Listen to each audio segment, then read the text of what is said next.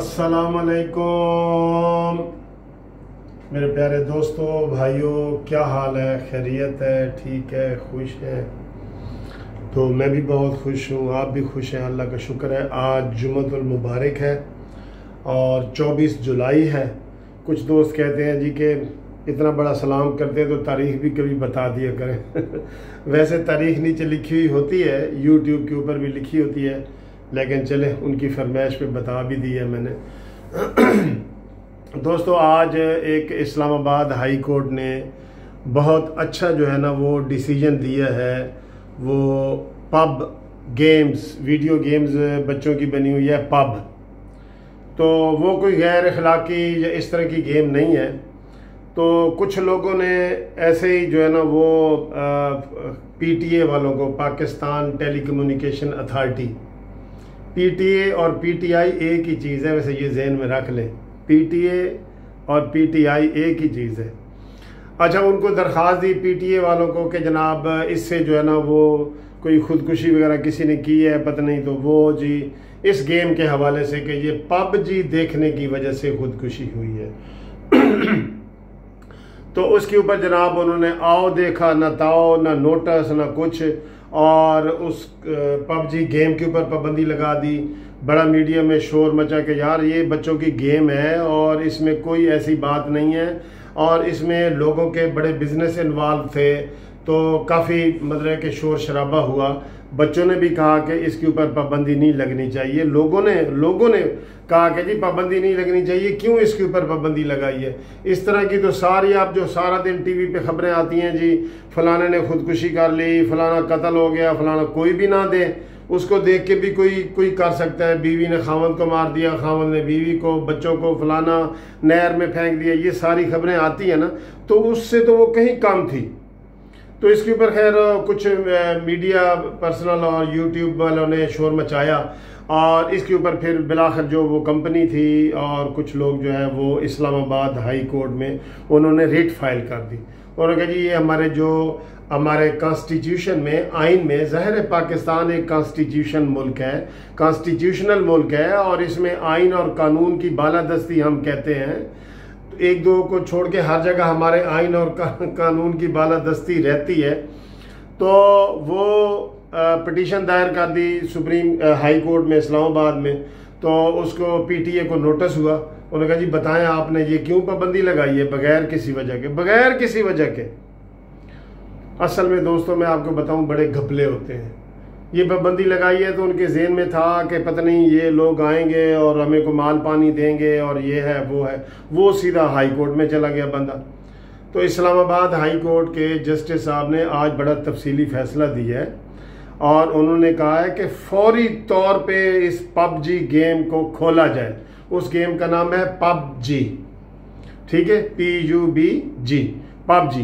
तो उसको खोला जाए और फौरी तौर पे खोला जाए, ठीक है। और ये पाबंदी लगाना, ये आप किसी चीज़ के ऊपर भी इस तरह पाबंदी नहीं लगा सकते, ठीक है। तो वो बड़ा अच्छा खुशाइंद फैसला है, लोग उसको बड़े सराह रहे हैं, सारा कुछ कर रहे हैं। इसी तरह की आजकल खबरें आपको पता है कि यूट्यूब पे पाबंदी की भी लग रही हैं। दोस्तों ये यकीन करो, आप भी देख रहे हैं। मैंने अभी वो जो क्रिकेटर हैं उनके, हमारे राजा साहब, उनका मैंने सुन रहा था एक वीडियो क्लिप, और कहा, उन्होंने कहा जी ये क्या कर रहे हैं लोग, ये किस तरह की बातें कर रहे हैं कि फिर यूट्यूब पे पाबंदी लग जाएगी। अब सारी चीज़ आपको यूट्यूब पे मिलती है। मैं वकील हूँ, मैं सारी सर्च यूट्यूब पे करता हूँ। किताबों और लाइब्रेरियों की तो उधर जाना छोड़ दिया, सारा कुछ इधर से निकल आता है कि भाई बेल के क्या इंग्रेडिएंट्स हैं, फलाना फैसला क्या, सारे फैसले सुप्रीम कोर्ट के इधर आए पड़े हैं, हाई कोर्ट के आए पड़े हैं, यहाँ लॉ मौजूद है, लोगों के बिजनेस मौजूद हैं, खाने पकाने का सारा कुछ होता है, सारा कारोबार भी इधर होता है, इंफॉर्मेशन भी होती है, इंफॉर्मेशन सबसे ज़्यादा होती है। तो इसके ऊपर यूट्यूब के ऊपर पाबंदी लगाने का कहना या सुनना, ये हमारे आइन इसकी इजाज़त नहीं देता। आइन आप तफसील से देखें, मैंने पहले भी एक वीडियो बनाई है, अब मैं दोबारा ये कह रहा हूँ कि भाई जो शख्स किसी भी कानून की वायलेशन करता है, कोई जज की फैमिली को टारगेट करता है, कोई आर्मी को करता है या हुकूमत को ज़ाती हैसियत में करता है, उसके खिलाफ ला मौजूद है। फ़ौरन जाके तो साइबर क्राइम के तहत FIA में केस करवाएं, FIR दर्ज करवाएं, उसको सज़ा दिलाएं। अब ये तो नहीं है कि एक चोर की वजह से सारे घर खोल दिए जाएं कि जी जनाब ये एक चोरी करता है तो इसके ऊपर FIR हुई है। तो एक बुरी चीज़ है, जो लोग बुरे हैं उनको पकड़ें, जो लोग गलत गैर अखलाकी वीडियो इसके ऊपर लोड कर रहे हैं उनको पकड़ें।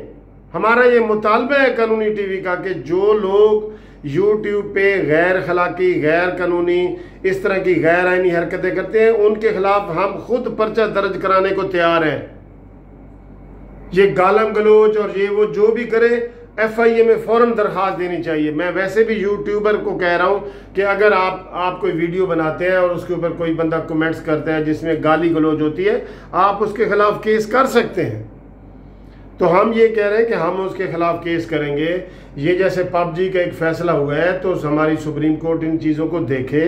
और इसमें मैं आपको ये बता दूं कि आजकल जो कारोबार है हमारा, तो बिल्कुल इतना सा कारोबार है पाकिस्तान का। YouTube का जो इंफॉर्मेशन है या नॉलेज है ना, लोगों को इतना भी इतना है।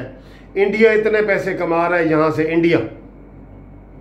अब आपको मैं इसकी तफसील बता देता हूँ कि इंडिया इस वक्त 194 अरब, तकरीबन 2 खरब डॉलर हर महीने इंडिया में आते हैं, 2 खरब डॉलर। और पाकिस्तान में कितने आते हैं? 4 अरब डॉलर पाकिस्तान में भी आते हैं, 4 अरब डॉलर लोग कमाते हैं।